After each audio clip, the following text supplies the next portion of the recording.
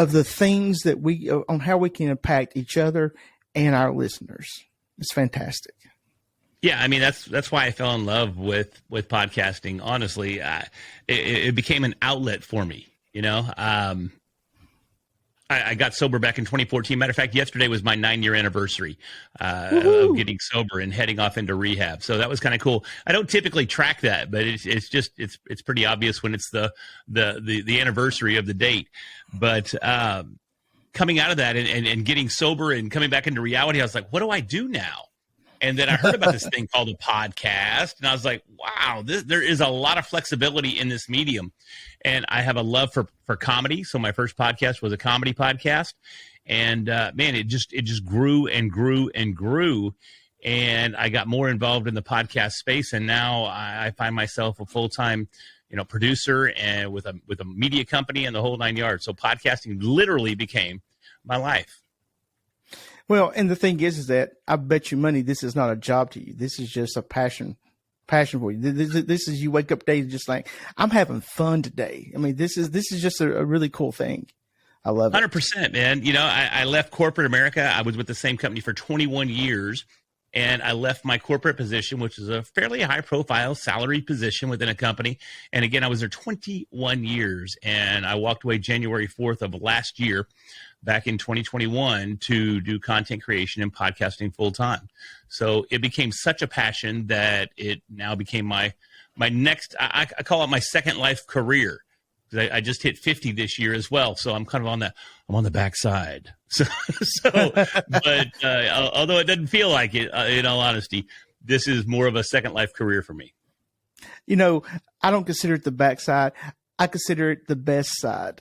There you go. The best years are ahead of me. And the reason why I say that is because how much more wiser are you now than you were at 18, 20? Oh, man, I can't even imagine.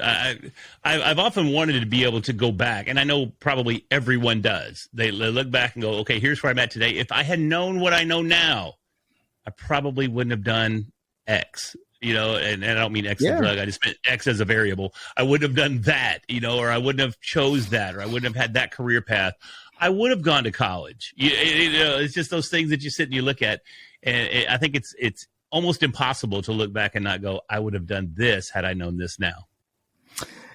And it's really interesting that you say that, because I've done that multiple times. But then at the very end of that conversation I have, because it's a conversation with yourself, and at the very end of that conversation, I'm just like, but if I changed this, if I changed that, I wouldn't be where I am today. So do I really want to go back and change that? Probably not. Because the thing about it is I don't know about you, but I'm a pretty happy person. I really kind of love where I'm at in life right now. And don't get me wrong. There's ups and downs, and there's heartaches, and there's all kinds of crazy stuff that happens. I mean, yesterday I had a crazy experience with a flat tire, on some stuff, and it ended up being an all day thing trying to get this car to the tire place. And anyhow. And so, but I look back and I'll be like, what did I learn? Well, I don't want to drive 4.5 miles on a run flat tire. I can tell you that right now, because then it ruined my sidewall. Now I had to pay $400 for a brand new tire on this stupid car I hate, but hey, but that's what I learned though, Larry. I learned something very valuable yesterday in this.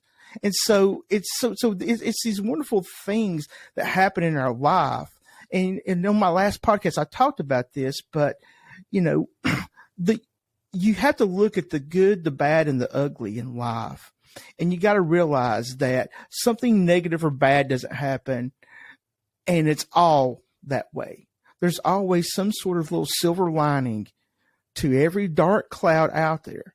But here's the key to it is sometimes you got to look really hard. Look really hard and really long to find out what that positive piece is.